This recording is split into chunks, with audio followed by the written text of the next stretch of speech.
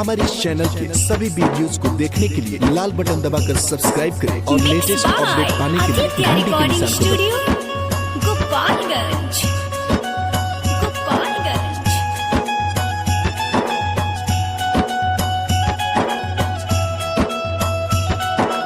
Music by DJ Amit Raj, Dalmalpur हाट।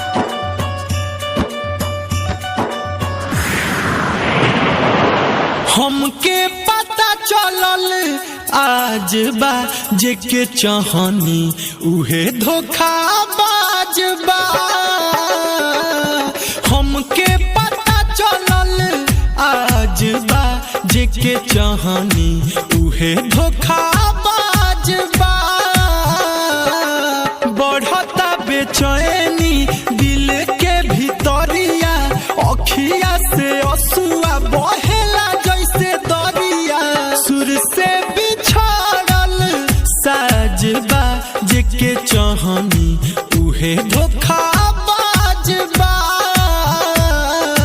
हमके पता चलल आज बा जेके चाहनी उहे धोखाबाज बा।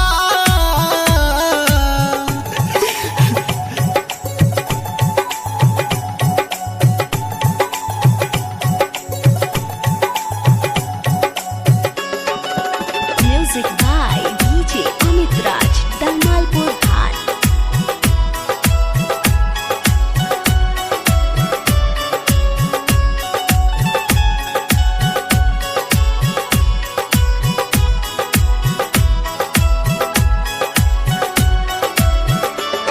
हमरा से मुहवा मोड़ा तारी हो, भर गइल जब मनवा हमके छोड़ तारी हो।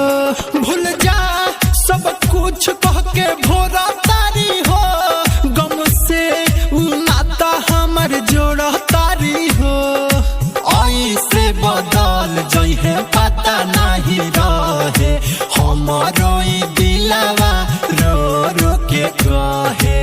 तनिको ना उनका लाजबा जेके चाहनी उहे धोखाबाज बा। हमके पता चलल आज बा जेके चाहनी उहे धोखाबाज बा।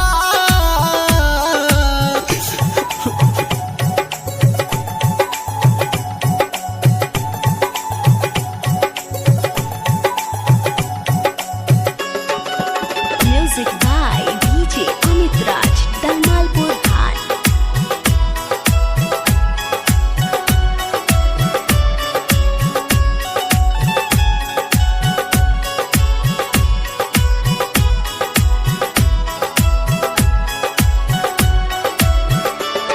कोइनी गलती जे प्यार कोइनी, रोइले अब लुट के बर्बाद भइनी। से सोनाथ रंजन कुछो ना पाइनी, ओकरा सूरत पालू भागोइनी।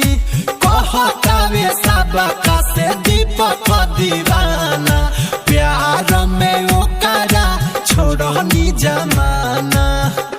केहू जानल ना वैसन राजबा जेके चाहनी उहे धोखाबाज बा।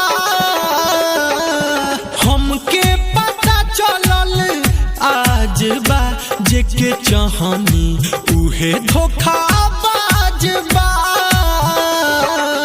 बढ़ता बेचैनी दिल के भीतरिया, अखिया से असुआ बहेला जैसे दरिया।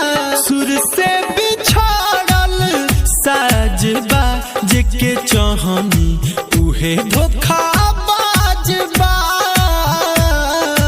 हमके पता चलल आज बा जेके चाहनी उहे धोखा